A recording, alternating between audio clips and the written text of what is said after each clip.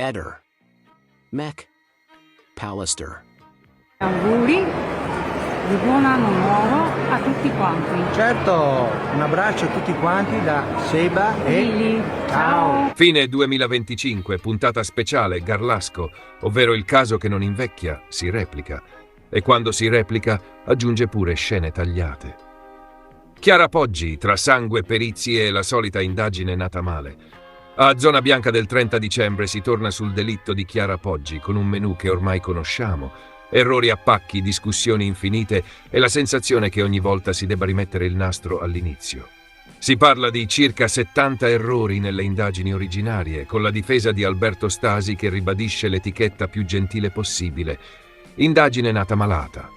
E quando una cosa nasce male non è che guarisce perché ci fai un talk show sopra. Il punto nuovo, per come viene raccontato, è che nel calderone tornano a pesare anche analisi tecniche sul sangue. La BPA, cioè lo studio delle tracce ematiche, citata come possibile chiave per leggere dettagli che all'epoca non sono stati valorizzati come avrebbero dovuto. Traduzione: dopo 18 anni stiamo ancora litigando con la scena del crimine, e non è un bel segno. In studio Simonetta Matone critica quella che considera la scelta più fragile: costruire un pezzo enorme del processo sui 23 minuti liberi nell'alibi.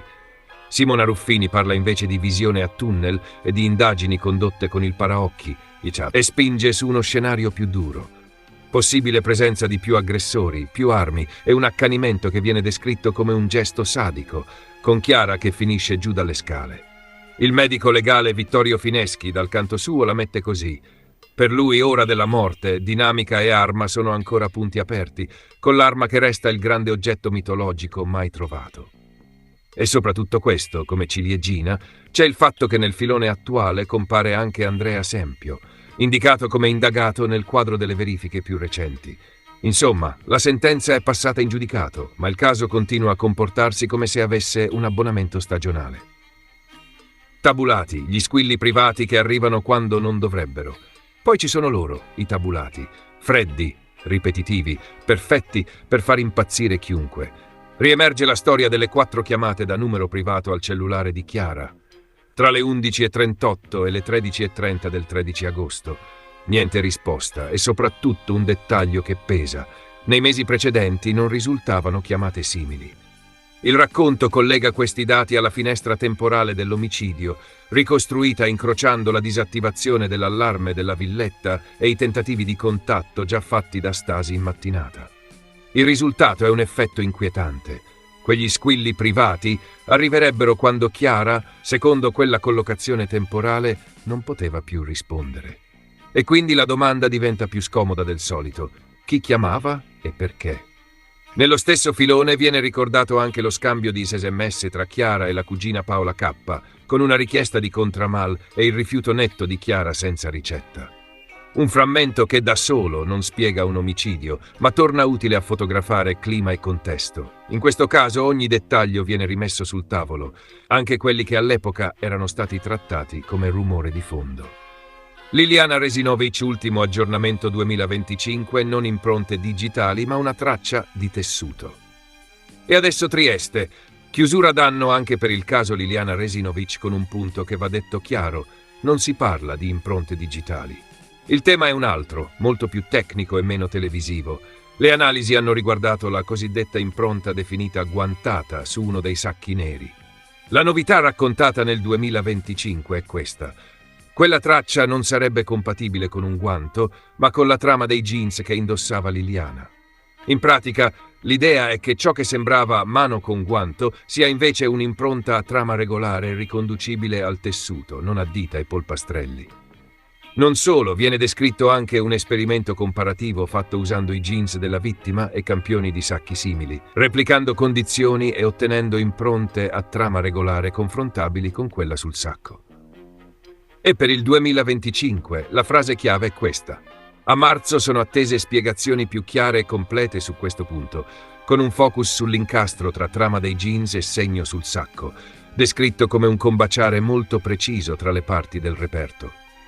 Morale di fine anno: su Liliana non siamo alla prova regina, ma siamo davanti a un tassello tecnico che, se verrà messo nero su bianco in modo definitivo, può pesare nella lettura di come e quando quei sacchi siano entrati in gioco. A Campobasso la giornata delle autopsie non chiude il caso, ma sposta il baricentro su una pista precisa, quella di una tossinfezione da ingestione di tossine alimentari, con risposte che arriveranno solo dai laboratori. L'accertamento irripetibile sui corpi di Sara Di Vita, 15 anni, e della madre Antonella Di Jelsi, 50, non ha fornito elementi conoscitivi immediati, come ha spiegato il procuratore Nicola D'Angelo al termine dell'esame. Tradotto, la semplice autopsia, da sola, non basta a dire che cosa abbia provocato i decessi. Ora servono gli esami tossicologici e chimici sui reperti e sui prelievi effettuati, con tempi tecnici stimati in circa 60 giorni per i risultati ufficiali. Nel quadro ricostruito dagli inquirenti, l'ipotesi di un avvelenamento volontario da parte di terze persone perde forza, pur senza essere archiviata. La procura infatti continua a ribadire che nessuna pista viene esclusa.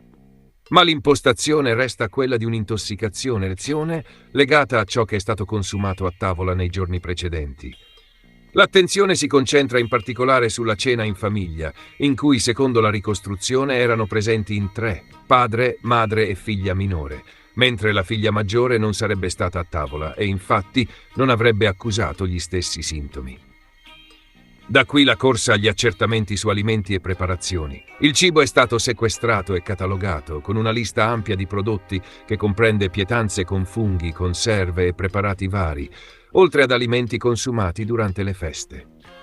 Le analisi sono state affidate a strutture specialistiche, mentre la squadra mobile lavora anche sui campioni di sangue, in particolare quelli prelevati quando la donna era stata ricoverata in rianimazione. Parallelamente, l'inchiesta punta a ricostruire l'intera catena degli interventi sanitari, gli accessi in guardia medica e al pronto soccorso, la valutazione dei sintomi, le dimissioni, i protocolli applicati e l'eventuale sottovalutazione del quadro clinico. Per questo risultano indagati 5 medici, 3 del pronto soccorso dell'ospedale Cardarelli e 2 della guardia medica, con ipotesi che vanno, a vario titolo, dall'omicidio colposo plurimo alle lesioni colpose. Secondo quanto emerso, madre e figlia sarebbero state rimandate a casa in 2 occasioni, nonostante sintomi già presenti. Sul fronte clinico, intanto, arrivano notizie meno drammatiche per i familiari sopravvissuti. L'Istituto Spallanzani di Roma ha comunicato il trasferimento del padre dal reparto di rianimazione a un reparto ordinario, alla luce di un'evoluzione definita favorevole. Lui e la figlia ricoverata restano assistiti dall'equipe medica e supportati dal team di psicologi. In sintesi, oggi il caso è in una fase decisiva ma ancora sospesa. L'autopsia indica una direzione, però la causa precisa del decesso passa dagli esami di laboratorio e dall'analisi degli alimenti sequestrati. Solo allora si capirà se il colpevole è stato un fungo, una conserva, una contaminazione accidentale o altro, e se nella gestione sanitaria ci siano state negligenze oppure no. Nel veneziano scatta l'allarme per un ritrovamento che apre subito uno scenario pesante. In un terreno agricolo incolto a Mira, nella frazione di Malcontenta, è stato trovato il corpo senza vita di un giovane con una ferita alla tempia compatibile con un colpo d'arma da fuoco. Il cadavere è stato individuato nel primo pomeriggio in una zona isolata, lontana da edifici, non distante dall'area industriale di Porto Marghera e dal terminal di Fusina. Sul posto sono intervenuti i carabinieri per i rilievi, mentre la procura ha impostato l'inchiesta sull'ipotesi di omicidio. Un dettaglio, al momento, pesa più di altri. Nell'area non sarebbe stata trovata alcuna arma, elemento che lascia aperte più letture sulla dinamica. Gli accertamenti sono andati avanti anche con il calare della luce, con la presenza del magistrato di turno. Tra le ipotesi al vaglio degli investigatori c'è anche quella di un possibile regolamento di conti, pista che viene valutata insieme alle altre senza sbilanciamenti ufficiali. L'identità del giovane non risulta ancora definita con certezza e si lavora per ricostruire chi sia e da dove provenisse. Per chiarire cause e tempi della morte sarà decisivo l'esame autoptico, già indicato come prossimo passaggio dell'inchiesta. Da lì arriveranno risposte su traiettoria del colpo, distanza di sparo, eventuali segni di colluttazione e su ogni elemento utile a capire se il corpo sia stato colpito e abbandonato nel campo oppure se la scena del ritrovamento coincida con quella del delitto. Un augurio di buon 2026 a tutti quelli che mi seguono e che non credono alle stupidate della gente stupida, e un saluto in particolare a Mario Alocchi, che purtroppo da un paio di mesi non è più con noi.